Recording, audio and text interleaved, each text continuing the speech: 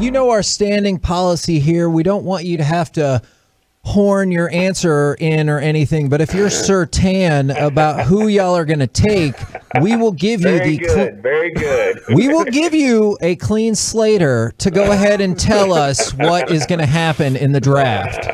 Well, as you know, obviously, getting to the top of the draft is very painstaking. But once you get the pick early, it's certainly great to pick up there high in terms of what your opportunities are in terms of some really high-end football players. And certainly with the draft, pretty much unanimous people are thinking there's 5 first-round quarterbacks. That certainly helps us out since we signed our quarterback of the future just this spring, and know he's our answer to that riddle. But we think, going to get some great opportunities because of the depth, not only at quarterback, but offense in general. And, we've made no bones about it, barring something very, very opportunistic that, we certainly want to improve our defensive football team. So certainly the top end of that draft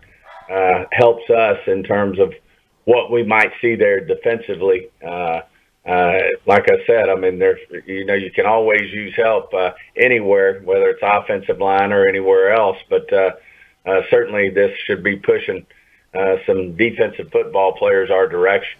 When they hear that Jerry Jones loves Kyle Pitts, everybody goes insane. What can you say about when Jerry Jones loves a player versus what the team's needs are? Well, I just think he's certainly putting his,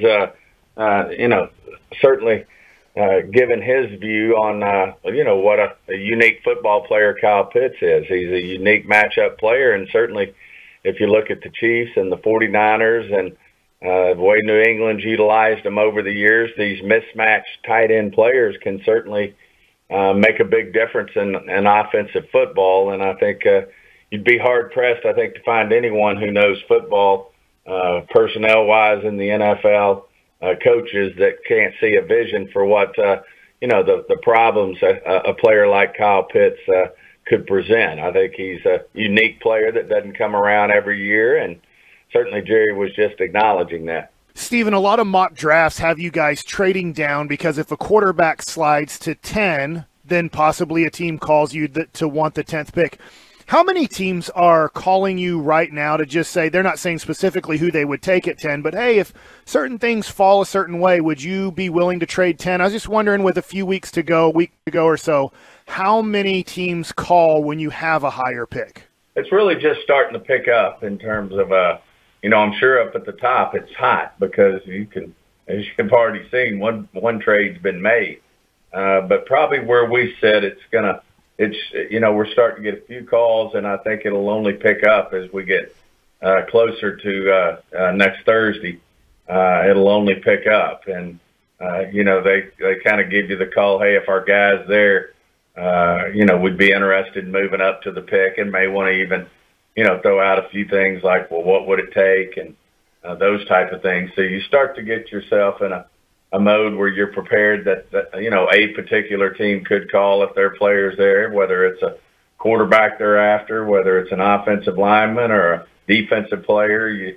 They won't divulge that usually, which shouldn't surprise you, but they do say, hey, we've got a player or 2 or 3 that if they're there, we might be willing to be aggressive and give you something to move up to that pick. When you talk about the defensive side, do you feel like you need more skill players on defense, or that you need something in the trenches, or maybe even trenches on the offensive line too? Would you need more skill or more trench players? Well, I think defensively it's across the board. You can't ever have enough defensive linemen. Certainly, we lost Chidobe in free agency, so it's obvious. And our ongoing annual need for safety, which never seems to end in terms of either draft pick resource or dollar resource. We've it's been at the low end of the totem pole there.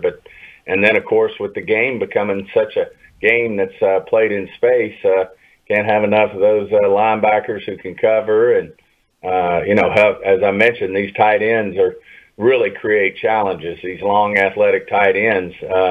And you certainly got to, if you get the opportunity to find guys that can, help, certainly Jalen and Leighton are athletic and long, and you can't ever have enough of those guys either. So I really don't know that we can necessarily say, hey, it's got to be skilled or the front. But I think defensively we just want to continue. We have to get better. And certainly that's one of the goals in this draft is to improve defensively. And then, as you said, if the right guy presents himself, not unlike CD did last year, sometimes you just got to be in a situation where if he's by far the best player left on the board, then you've got to have confidence that you can make that selection.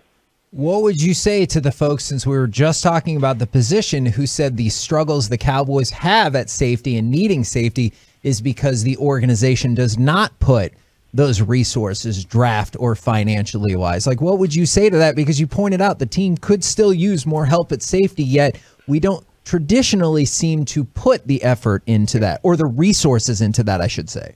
A little bit of that is, there's some method there, but at the same time, we've made some pretty strong attempts to change that. And, I can't talk about well, I guess I can talk about Earl Thomas. He's not in the league right now, but certainly, when he was younger, it was documented. We made some runs at him, and then other veteran safeties that are, really highly thought of, we've made runs at. And then, of course, in the draft, we've been right there and had safeties right there in the mix, only to make a decision to take another position. So it's been right there. We just it's been a little bit of where it hadn't worked out that we've done it. So we're not just saying absolutely not. We're not going to either pay a safety or take a safety. It's just unfortunately been the way it's worked out. And we certainly, if the right guy presents itself, we're going to be ready to jump.